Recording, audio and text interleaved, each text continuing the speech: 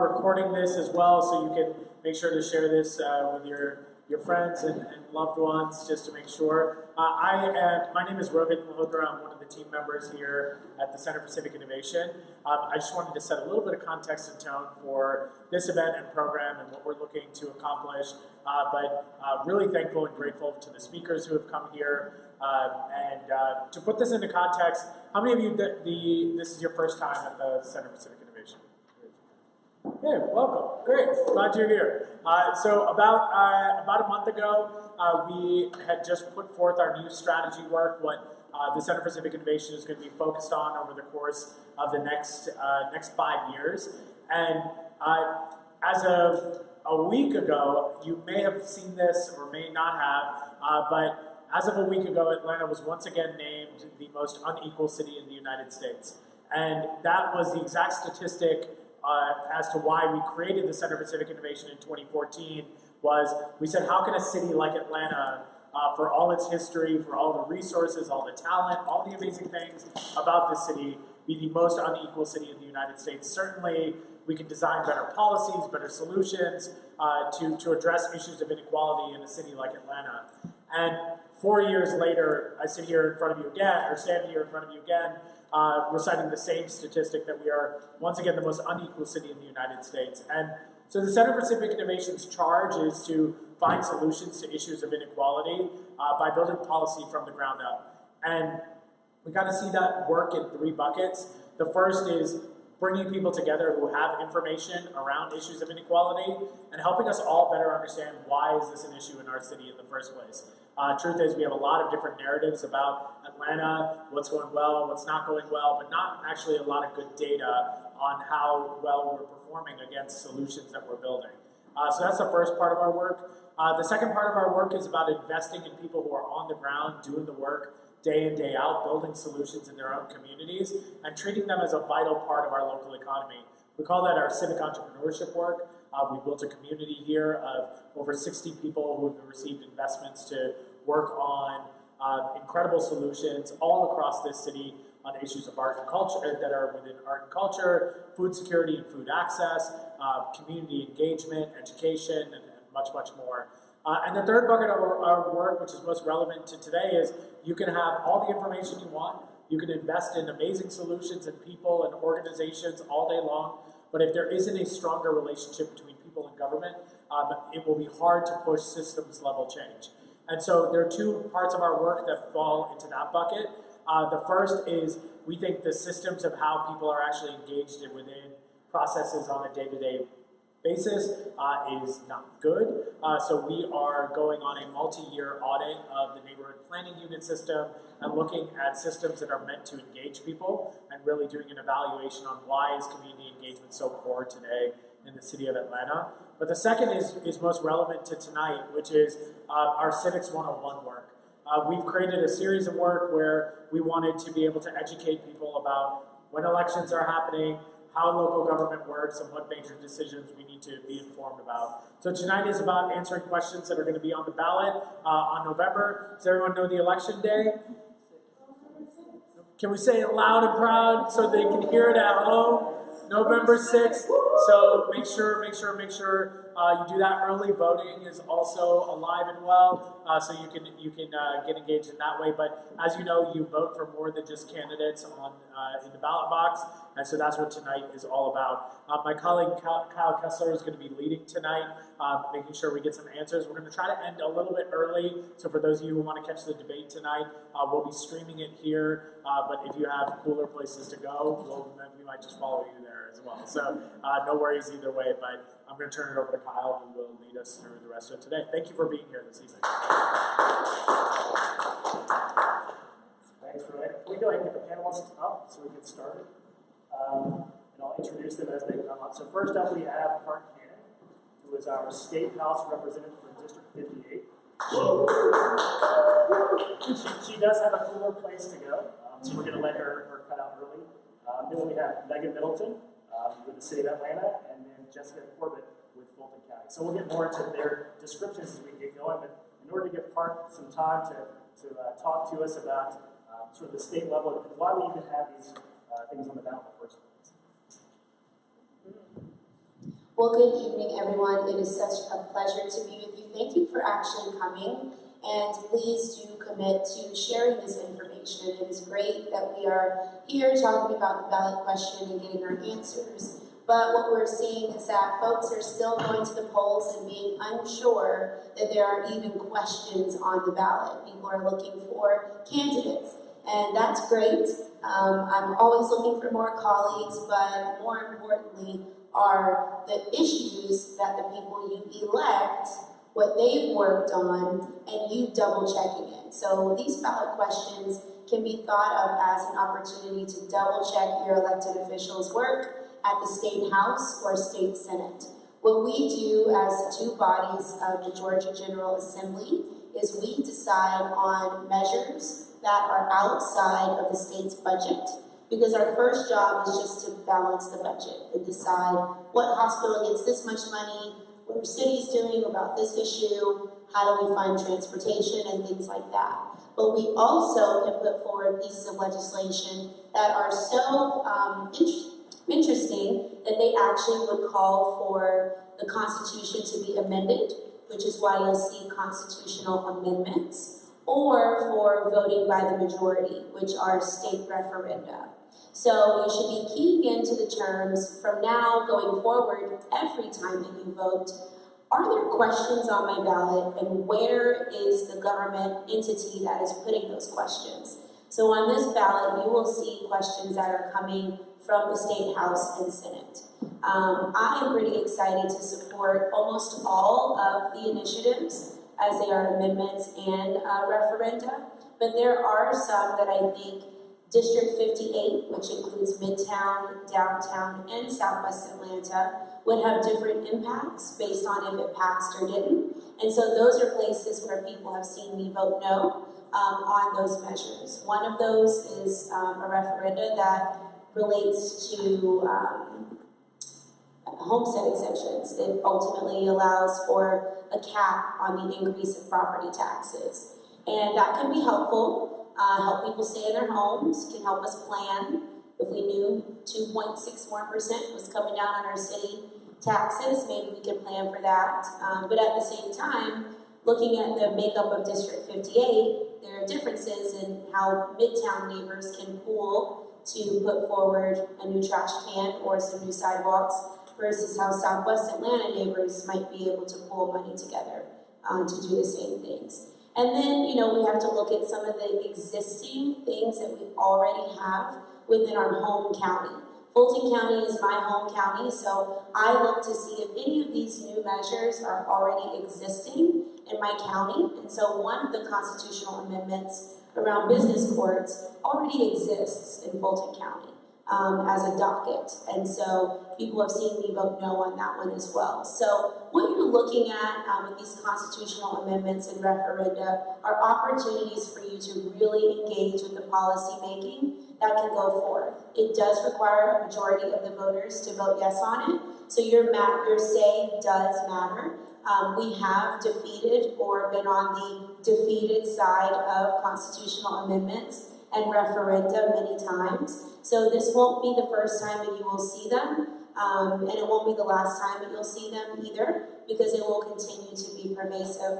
What we do know is that whenever constitutional amendments come from the State House or Senate, the House Budget Office always puts out a document that makes it very clear in a nonpartisan way how this affects our state moving forward. So in the future, if I can be your liaison to getting that document from the House Budget Office, or if you contact the House Budget Office yourself, they can provide you with that information. Additionally, they can help to get you your county-specific information. And so, for example, there's a conversation right now around Fulton County and the Fulton Industrial Boulevard. Those are things where the House Budget Office can prepare you your county-specific referenda. And then, of course, lastly, you'll just see some special questions at the end. It literally says that, and some of them are around drinking mimosas, and other of them are about some more serious questions. So please just take a look at the questions on your sample ballot on the Secretary of State's website. before you go and vote. And as you're talking to people, engage them not just around the candidate, please engage them around the subject matters as well. And like I said, if I could be of help, I would love to do that. And these wonderful women here have been leading in their roles and are able to have great conversations about how some of these ballot measures affect the city of Atlanta as well as Fulton County, which I'm proud to call home. And then, of course, our Atlanta Public Schools board member just arrived as well, because we did have to work on a property tax conversation with Atlanta Public Schools. So it's an all-together effort just to make sure that the policy making that we're doing is approved by everyone in the state of Georgia. Thanks for having me again today, Kyle. Yeah, thanks, Mark. Thanks, Mark. There we go. So one quick thing, on the website that we will share with everybody after we're done, we do have a copy of the House Budget Office's recommendation, so we'll make sure that everybody gets access to that. But thank you for that introduction. And are there any other ones specifically to it at the state level, the constitutional referendum, that you've heard some misunderstanding about, or helps to clarify why it's on the ballot, or sort of what it means? Because we'll have panelists to talk about the Atlanta specific ones, but in case anyone's interested in those sort of state level ballot measures. Oh, certainly. So, the first amendment does a great job of a public-private partnership.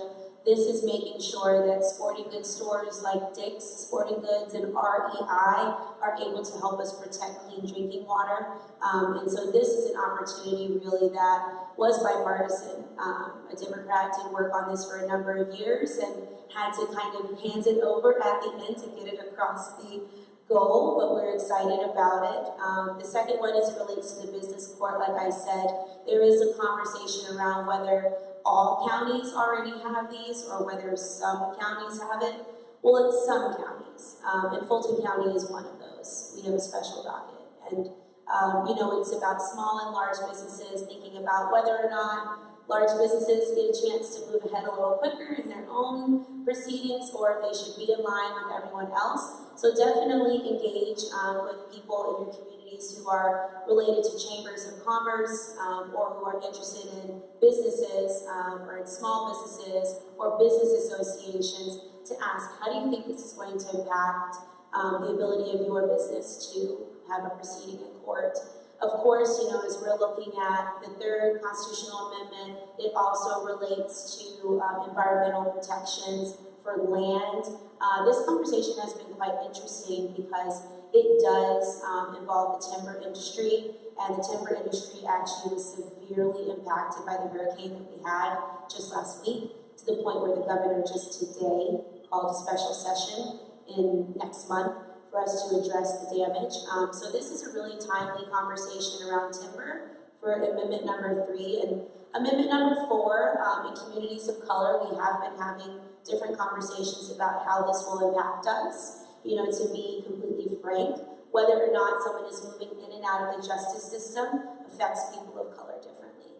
And so we have to think, if we are getting status updates on people as they move in and out of the system, or if people who are assaulted are able to then report or be a part of a court case in a different way, this will affect people of color differently. But I do think that the Black Caucus has made a great example in proving that this would be an opportunity for us to address the lack of hate crime policies and laws that we have on the books in Georgia. This is an opportunity for us to make sure that if you're a victim of a crime, that you are able to be seen as a victim and to go through the process in that way. So that's the nuance for the fourth one, and I haven't really heard too many nuances with the education, but I'll definitely defer to the school board member. I certainly believe that school districts should be able to allocate as they need to based on population. And those are some of the little tidbits that I think are quite interesting.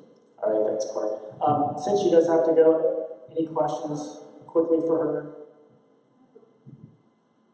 I have a question about Amendment 1. I'm just reading through the website that this agency has provided, and it says that up to 80% of the sales tax from sporting goods can go towards that. But if not, it would continue, that those funds would continue to support education, healthcare, and higher education. So can you tell me what would be the impact on those agencies, those institutions? if this passes? I actually don't have a number on that, but I'm sure that we could get you some information on it. I do think that this was, looking at the process, a process of a few years, and so I feel comfortable with the kinks being worked out. I have not looked into the impact that it would have had on those industries, but like I said, we can get you that information pretty easily. Michael Halicki would be the best person to speak on that. And as we get information, we'll be updating the website with any additional resources or materials. So if you have anything, if the public comes across anything as well, please feel free to shoot it to us, and we'll post it on the website so everybody gets as much information as possible. So, all right. Well, thank you for coming, and we will do a quick sort of changeover now. Awesome. Yep. See y'all later. Enjoy your pool party. Thank you. Candace, you want to come up? So our third panelist is Candace Wood-Jackson, who is our APS seat 7 at large. And thank you for coming. I remember you from being here last year. You were running for office, and congratulations on your election. And almost a year now, you've had a chance to recover from going door to door yourself and making sure that folks are going to vote. So. Recovering. You're not wearing sensible shoes to go door to door, so at least there's something. So. But you can always go door to door for other candidates. So would each of you just sort of start off and give us a little bit more explanation about sort of what your role is in each of the levels of government, and then we'll get into questions regarding each of the questions on the ballot. So start with you, Candace. Yeah, I'll start. As Cal said, thank you. I'm Candace Wood-Jackson, relatively new member of the Atlanta Board of Education, and an at-large seat 7. And I am, in terms of, I guess my connection tonight is, you all probably know, on the Board of Education, all of us have various committee appointments that are appointed by the board chair, Jason Estevez. And so one of my committee appointments this term, has been to be what's called a legislative liaison. And so during the term with the state legislature, I was the person, one of 2 people, my colleague Byron Amos was the second person who was the link, I guess, between EPS and the legislature on things that we thought would affect us. So it's kind of like a fun connection between EPS and the state. And that's one of many hats I play on the board. All right, Megan. Hi, I'm Megan Middleton. I'm the Intergovernmental Affairs Manager for the City of Atlanta, which is the long way of saying I'm a lobbyist for the city. And so what that means is I work for the city, I'm an employee of the city, I work in the mayor's office, and I lobby the General Assembly on behalf of the city. So any issues that may come up that could affect the city, good or bad, that's what I lobby on. So that has been my role for 12 years now. Thank you. Good evening, everyone. My name is Jessica Corbett, and I'm the Director of External Affairs for Fulton County. And I've been with Fulton County for 19 years as of next month. I'm an Atlanta resident. I have 2 kids in Atlanta Public Schools. My job at Fulton County is I oversee our communications efforts, and one of our major communications initiatives this year was about the property assessment process and about homestead exemptions in particular. So we do have a ballot question about a senior homestead exemption, and I also brought my handy-dandy homestead exemption guide. If any of you are interested, it's on the table by the door. We also have a ballot question related to the Fulton Industrial District, so I'll have some information about that as well. Thanks, Jessica. So as Park mentioned, there are a series of different questions that are on the ballot. So the first one that we're not really going to talk about too much this evening, but we've got more information available, are the constitutional amendments. There are 5. Park Cannon went through all of them pretty well, so we'll just sort of go through that quickly. Statewide referendum, we're going to talk at some length regarding the first one of these, which is on the floating homestead exemption for the city of Atlanta. And then, as was mentioned before, there are a series of special election questions. So if you're in the city of Atlanta, there are definitely 2 questions you're going to have on your ballot regarding the city of Atlanta. If you're in the Fulton County part of the city of Atlanta, you'll have 2 additional questions. If you're in DeKalb County, in the city of Atlanta part, you will not have any additional questions on your ballot. So as you might have sort of picked up from what has been said about these ballot questions so far, it's a lot about taxes, right? But not just taxes, the services that come with those taxes. So we want to make sure that we're being fair and equitable in the taxes that are being collected and who they're coming from, but also making sure we're maintaining the level of service that we expect. And if we expect more service, we'll probably need to pay more taxes. And if we're comfortable with less service, we're going to pay less in taxes. So this is a quick slide to sort of give a rundown of how, particularly property taxes and the math on that. And Jessica, I don't know if you want to sort of chime in here at all, but given the overall, who does the assessment? Sort of who does it? So if you live in Fulton County or whatever county you live in, your property, every piece of property is assessed every year at fair market value. And the law does define what fair market value is. It has been reported widely that there was a period of time when the real estate market recovered, but unfortunately our tax assessor's office, the values did not necessarily follow the market. And so there's been an effort over the last 2 years to kind of bring property values at their true fair market value. And that's caused some concern, understandably, in the community.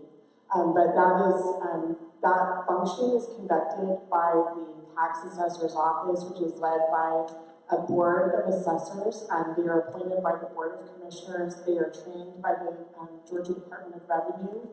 The property assessment process across the state is extremely highly regulated by the Department of Revenue. So everything that we do is supposed to be in compliance with Department of Revenue requirements. And then, Megan and Candace, sort of how does that sort of tax collection process and the setting of that assessment affect each of the jurors or the tax levying authorities that you represent? Well, I can tell you, part of our process, so the city of Atlanta, some years ago, I say early 2000s, decided it was in their best interest to, as far as tax collections go, we actually contract with the county. So they send out the tax bills, they have our millage rate, they send out the tax bills, and they do the collections for us. And they found out that we actually get a higher return rate when the county was handling that for us. As far as property taxes go, 30% of the city's budget, which I don't want to quote it wrong, but it's in the high 500 millions. 30% of that budget does come from property taxes, and that's both on residential and commercial property. It's almost it's like 16% is residential, 14% is commercial. So that's like I said, almost 1/3 of the city's budget comes from property taxes. And as far as for Atlanta Public Schools, as you all probably know from your own tax bill, a lot of the taxes go to APS. About 73% of our general fund revenue comes from local property taxes. And how this is, that in itself explains why it's so important to us to make sure that we're getting our local property taxes, getting them on time, getting them at the right value. You'll recall, and I'm sure we'll talk about the fact that the property tax assessments were frozen in 2017 and 2016 values. That resulted in a $56 million loss for APS, for example, so that puts it in real terms. And I wasn't on the board at that time, but at that time that board had to make really some tough decisions when it came to finances, like furloughing teachers and instituting other budget cuts. So it's really important to APS and I know to other organizations and governmental entities that we have consistency, transparency, predictability when it comes to our property taxes, because that's how we budget. Ultimately, that's how we teach our kids. Great. And we've got another slide here which has that sort of breakdown. And if you got your tax bill in the mail, which mine just arrived yesterday, if you look at it, as Candace was sort of describing, lots of their budget comes from property taxes. But if you look at your bill, lots of your property taxes are going to the school system, roughly about 50%. And then depending on if you're in DeKalb County or Fulton County, there's a little bit of a variance, but overall, roughly sort of half of the rest of it, 25% or 25% goes to either the county or to the city of Atlanta. And since we will be talking about Homestead in just a moment, just want to give a statistic that we were able to pull off the census's website today. That roughly 43% of the residential units in the city of Atlanta are owner-occupied and therefore eligible for a homestead exemption. There are other exemptions as well, but just a basic, regardless of your age, regardless of your income, 43% of folks would be eligible for that. The rest would be renters. So, you know the panel, so now we're going to go through the questions. Each of you should have a copy, or you could have picked up a copy of the ballot questions. If not, you can go back and grab it at the desk. But we're going to go through the ones that specifically speak to the city of Atlanta. So the first one is one that you might recognize as something that deals with the city of Atlanta. It is a statewide referendum. Folks across the state from the very south end of our 159 counties to the north end will be voting on this. So first up, can you sort of give a little bit of explanation as to sort of the city's involvement, sort of how this came about to get on the ballot in the first place? Was this something that the city was requesting or working on, or is this something that the state sort of brought to the city? Yes, it was brought to the city. We did not push for this, but we did work with representatives because of some of the issues from the assessments with Fulton County, but that it was something that we wanted to work on so that we could have a positive hopefully for everybody going out. So we worked on this as the representative sponsoring this, asked for information as much as we could with like our financial impact, what it would be, so we could get to a number that the city would still be able to remain whole and provide the services that the citizens expect. So this is a bill that will affect the city of Atlanta and currently the city of Atlanta only, but it was a general bill, so it will go out to the entire state. So everyone will vote on this, but it will only affect property owners in the city of Atlanta. And correct me if I'm wrong, but this, at least the way it's written for municipal purposes, it would not affect the Fulton County or the APS portions of the tax bill. Correct. It's a homestead exemption, an assessment cap on your city of Atlanta taxes only. So if your assessment goes up by 3%, this cap is at 2.6%. So on your city of Atlanta taxes, they could only tax you up to 2.6% of the value. However, they could still use the 3% for your Fulton or DeKalb County or your APS taxes. And Jessica, if you want to give us a little talk, and I've got your slides coming up next. Fulton County, can you tell us about the county's experience with the floating tax or homestead? Yes, so as I shared, we were also asked quite a few questions. Most of the Atlanta delegation is also part of the Fulton County delegation. And up until Fulton County voters in 2005, or actually they adopted it, voted on it in 2004, and it took into effect in 2005. So Fulton County has had a floating homestead exemption for over 10 years.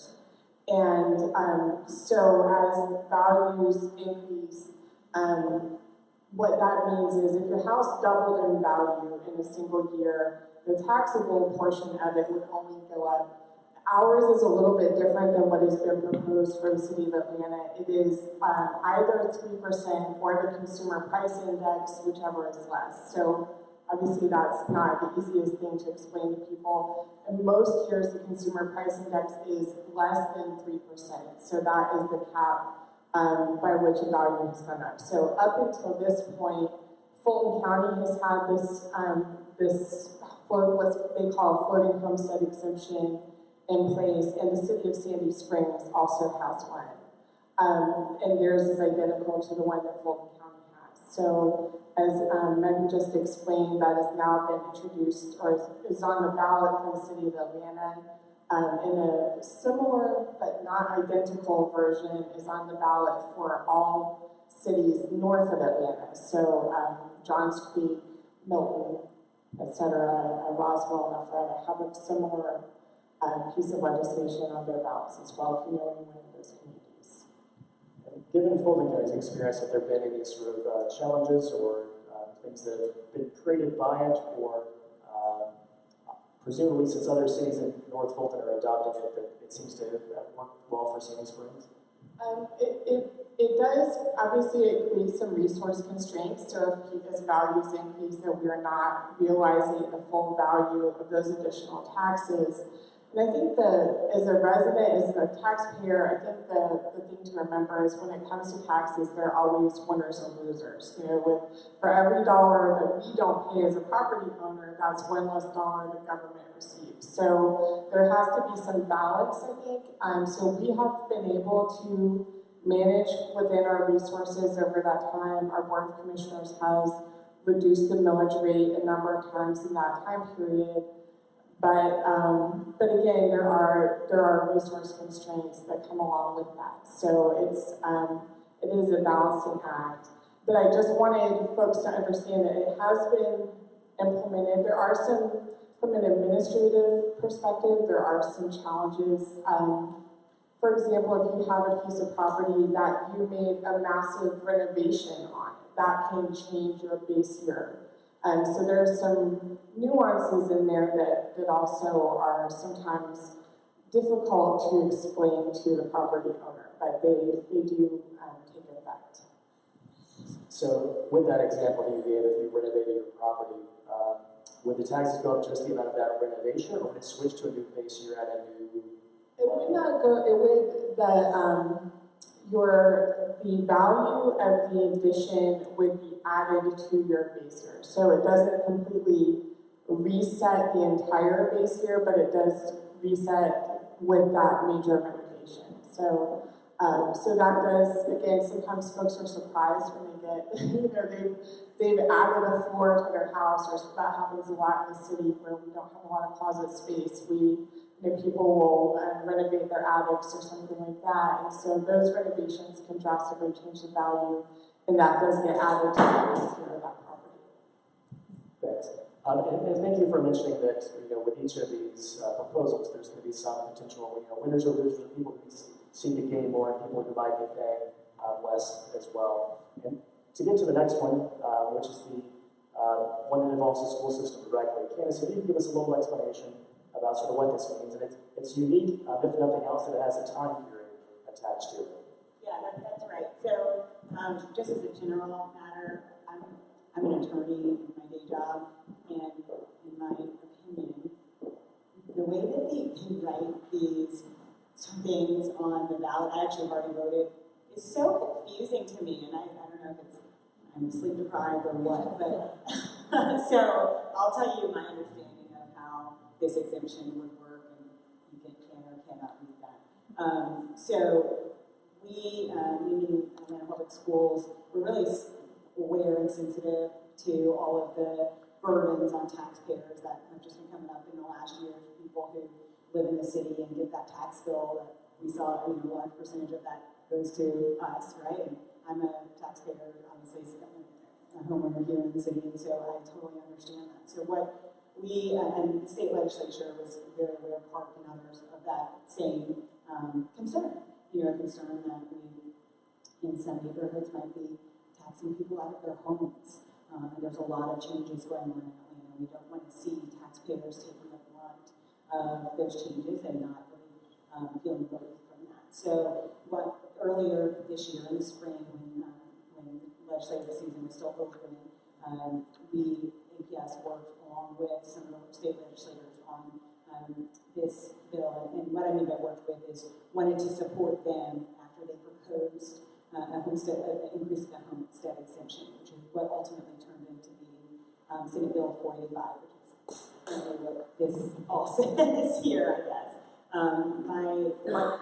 The nuts and bolts of this proposed homestead exemption is that it would increase the exemption from $30,000 to $50,000, such that more money could be kept by the taxpayer for his or her home. But the first $10,000 of the assessed value of the home, and that goes more to how Fulton assesses homes, would still remain taxable. And Kyle, you did mention that it has a limit. Shall be repealed on December 31st, but that just would be some, what I like to refer to as a sunset. So if this passes in 15 days, I think we have until the election, then it will go into effect starting in 2019, meaning that the homestead exemption will go from $30,000 to $50,000 beginning in the year 2019. But then it will automatically sunset no matter what December 31st, 2021.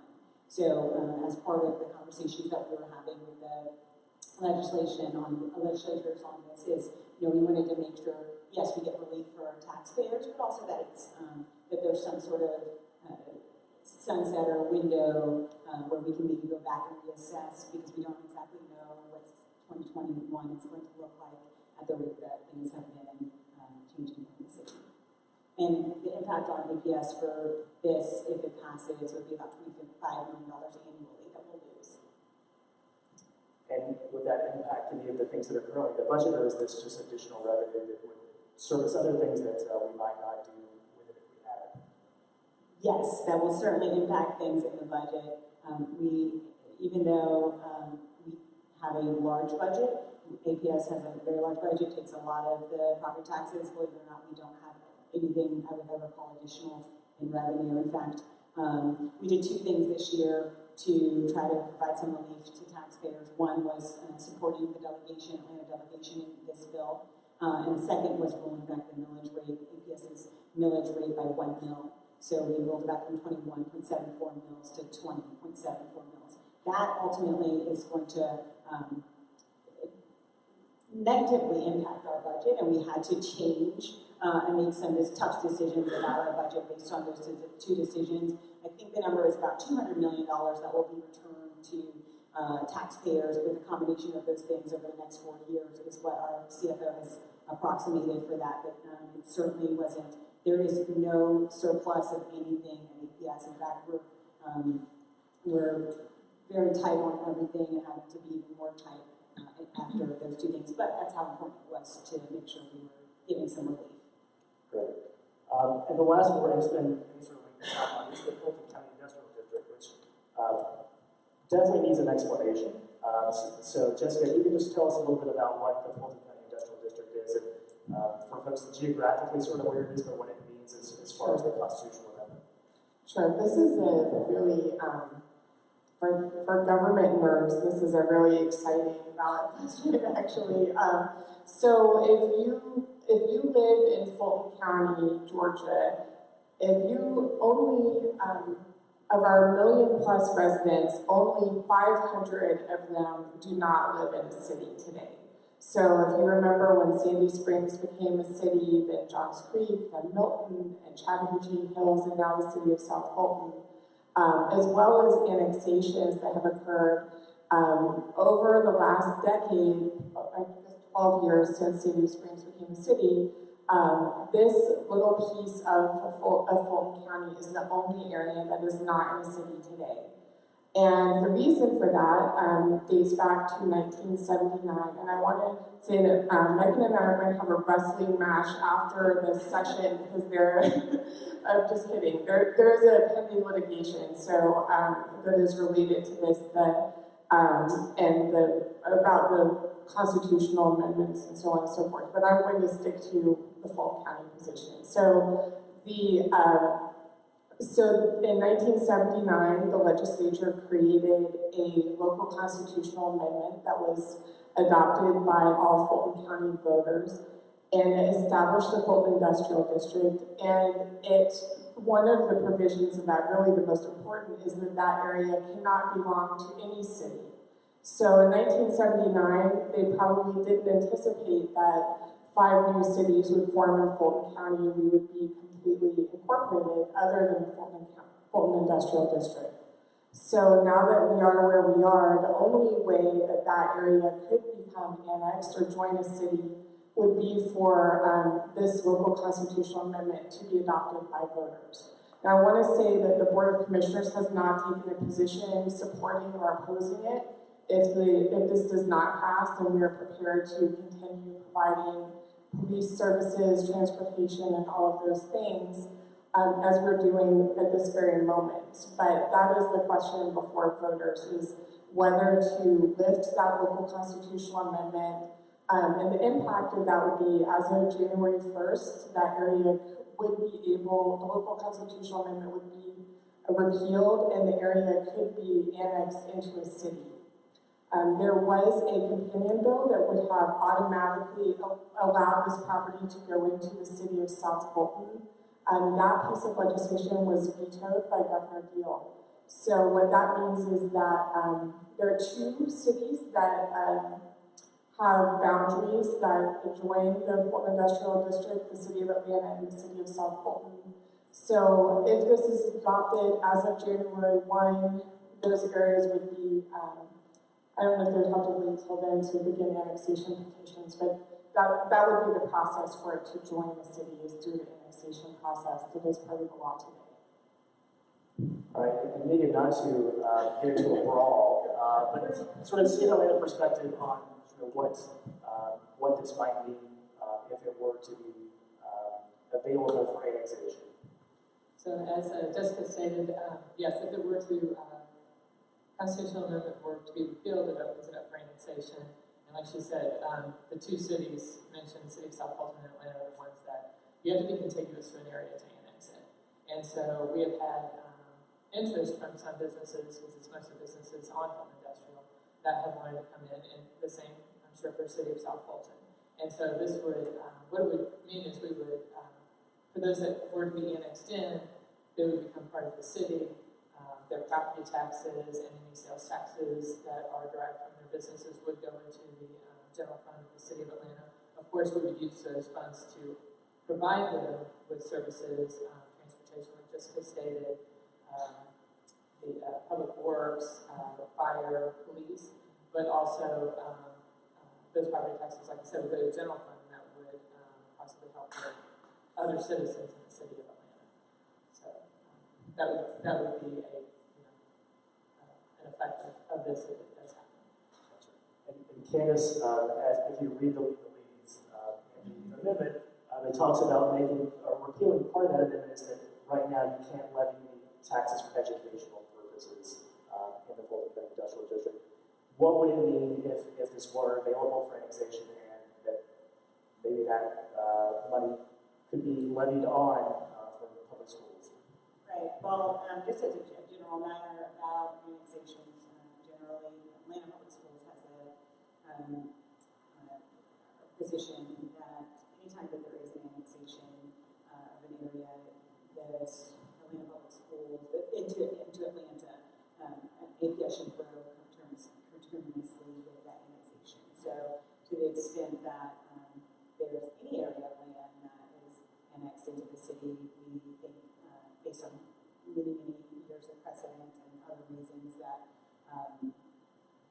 any eligible students should be then rezoned to APS in those areas. And so, this question, which is one of my favorite ones, but in terms of how it's written, there's a lot of ifs and thens here. So if this is repealed, and I think Megan put it very smartly, then that would open it up for annexation. And then if we open it up for annexation, will it be annexed? And then if it is annexed, will APS grow coterminously? And our position is, if all of those things happen, then yes, APS should grow coterminously, and yes, we should be taxing and levying taxes for APS in that new annexed territory.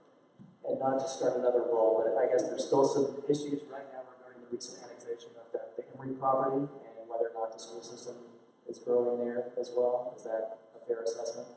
So, the issue is the same thing that I just said, which is that APS wants it to be consistent across the board. So actually what happened with Emory is the city council, as you all know, voted to annex that Emory area and to do what I'm saying is our position is to also have APS grow coterminously as we grew in that area.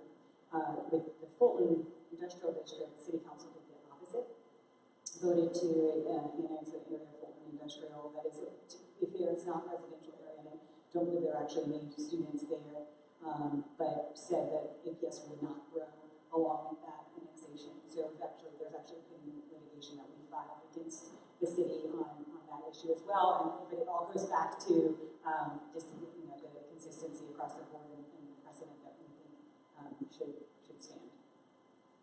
Thank you for each of your answers, and I know that we don't want to get into sort of fisticuffs between the three of you, but thank you for coming. Here's to me then, and here's to me. As long as nobody sees CCI, I think we're good. right? So because there is the gubernatorial debate that we want to get to, we're going to go ahead and open up for questions. So if anybody has any questions regarding these that we've talked about, one that we haven't mentioned, which Park did mention, either the brunch bill or the mimosa mandate, whatever you want to call it, is one that the city of Atlanta is voting on, but I think most of the other jurisdictions are rather voting on that as well, which will allow, once again, sort of for legalese, there's a very long description, which basically means a restaurant or a hotel, right? But because your favorite bar might actually be licensed as a restaurant because they serve a certain percentage of food, whatever else, anyway. We're trying to explain each of these on our website, so we'll have that link for you. It's on the piece of paper, but we'll share it for folks that are online as well. We'll go into greater sort of detail on each of those, but you do have to have a very high level of literacy and education to get through any of these. So hopefully we can help make it a little bit easier. But like I said, if we have any questions right now, let's go ahead and get those for the panelists. So did I see a hand? Yeah, I just wanted to know a couple of things. You said that the statewide, the floating homestead exemption, that is strictly for Atlanta, but it is a statewide, so it would be on anyone's ballot within the state, if you will. Yes, yeah, so those are generally local bills, but this one happened to be a general bill. So local bill only affects that local jurisdiction, whether it's city or a county. So this one happened to be written as a general bill, so that means it's open to, it's going to be on everybody's ballot throughout the state. So But someone, only affects us. so if someone would say was in Clayton County, thinking that in Jonesboro, they could be thinking that's applying to them, but no one's going to tell them any different. Correct. In fact, I believe in the entire definition is the way they call it. You have to read the entire question and understand what they mean. And I mean, I've been doing this for 12 years for the city, and I still go, okay, like piece by piece. So the only city that meets this definition is the city of Atlanta. So, but yeah, I could definitely understand throughout the state if there are confusion on this. So the last thing I just want, if this is appropriate to ask, so I'm a resident of Atlanta, just moved back from outside of the perimeter, but I have inherited 2 homes, family homes, whatever. And so my question is, and I recently moved back closer to the city, I'm renting now because I want to be closer to work. So my question is, in reference to Homestead and the taxes being only applied to folks who have home properties, I guess, where that revenue is going to support the education, how does it apply for the commercial? So if I'm renting from a high-priced apartment place, are they contributing to some, or are they getting tax breaks? County would actually have So this is over by the doorway, but different homestead exemptions apply to city, county, and school system taxes, because your tax bill, as you saw in that chart, consists of all 3 of those jurisdictions. But what is consistent is the very definition of homestead means an owner-occupied property, and legally, there's a whole bunch of documentation that you're expected to provide, but legally, you can only claim a homestead in a home that you live in and own, and your cars are registered there and all of those things. So rental properties are not subject to homestead exemptions, and commercial properties are not. So that is a tough question. We've talked with. That's the inequity what I'm seeing for Atlanta. That is correct, and that's it is property tax relief that is intended specifically for homeowners. Actually, one of my favorite stories when we were doing a lot of education around homestead exemptions this year, I talked with a senior citizen, and she said, well, I go and visit my son in California for 3 months of the year. Am I still okay to claim a homestead? I'm like, this is where you're registered to vote, and your cars are registered here and all of that. And yes, this is still your legal residence. But it is confusing and difficult. Right. Other questions? Yes. And you mentioned that the increase to the homestead exemption for the city of Atlanta public schools, that $25 million loss, what is that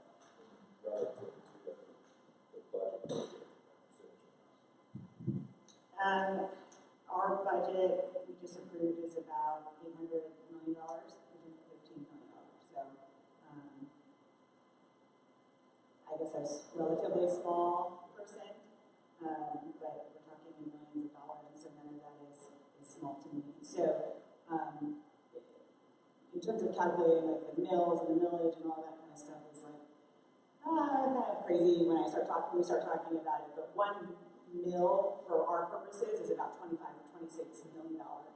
So when we reduce the budget by, we reduce the millage rate by 1 mil, we've got another $25 million, $26 million hit as well. And we don't know exactly what the mill will be equivalent to this year because we're still waiting to see what's happening with our taxes, and understand there's a lot of appeals, so we probably won't know percentages of budgets that are actually being hit, have an actual number and all that, probably until the summer of 2019, because the 2018 digest hasn't even been approved yet, is my understanding. So all of that to say, some of this stuff is up in the air still for how it impacts our budget. Okay, any other questions? Yes. I have a lot of questions. Well, not really, but it's just kind of quick. So floating homestead, because like you said, the wording of this is like, I don't know what it's talking about. I'm a homeowner and I don't have to pay over 2.6%. Is that basically what it means? Okay, just making sure. So if I can get this part right. So the assessment, you can't be, so if your house is $100,000 Okay. value, and then they come in and they assess it, they can assess, if it's assessed 3% more, you can only be taxed on 2.6% Okay. of that. So they can't, they can't go past that. Gotcha. And the one for the city of Atlanta does not have a sunset to it as the one for APS does. And then tax exemption, that's pretty self-explanatory. They don't have to pay the mentally disabled homes. Yeah, that one I'm not really as familiar with. Just But I mean, just as far as like the language I think of that's it, what it you know what I mean? Yeah, okay. And so increasing the homestead exemption for the city of Atlanta, what is, like, how do you say that in like layman's terms?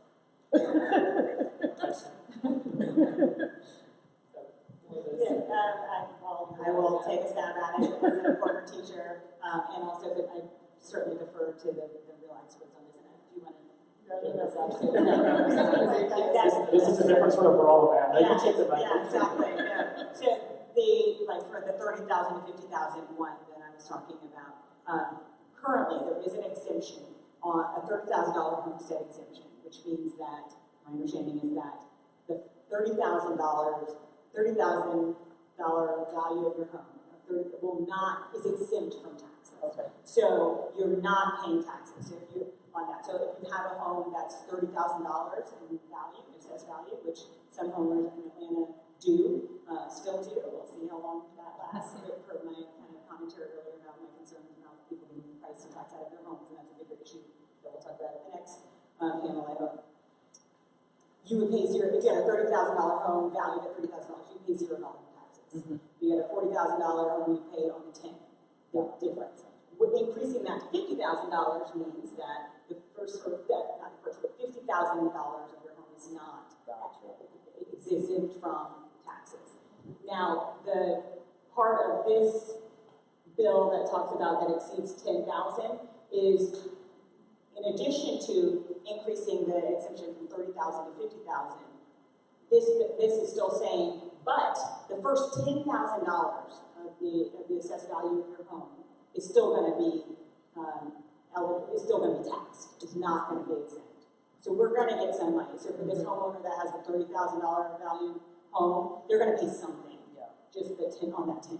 Yeah, I believe the calculation that your CFO has given, as well as the AJC's now reporting in the website as well, it's about $200 that that person would pay. That's right. And then the savings for folks that have over $50,000 in assessment would be a roughly $400 savings for those 3 years. You have more questions? Okay. Any other questions? You should use her, what's her name? Makeda. Makeda? Makeda should do your FAQ portion of your page, right?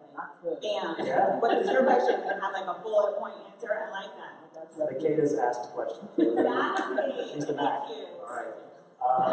Other, yes? What is the base here? So I think that's going to vary depending upon the jurisdiction. So if each one wants to talk about their base here. So the base here, that's actually a really interesting question for, that will apply differently. We talked a little bit about this. So Fulton County's floating homestead exemption first went into effect in 2005. So if you've owned your house that entire time, then that would be your base year. If you bought it in 2008 or 2009, the first year you paid taxes and qualified for a homestead exemption, because you have to own the house as of January 1st of that year to qualify for a homestead exemption in that tax year.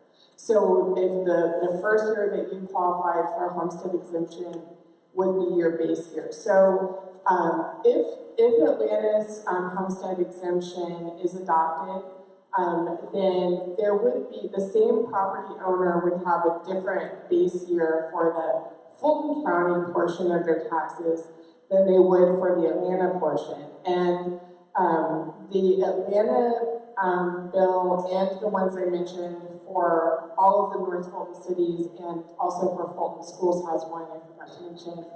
They have what I call the Choose Your Own Adventure plan, where they have one of 3 different base years that would, I think the intent was to give the maximum relief to the property owner, but it means that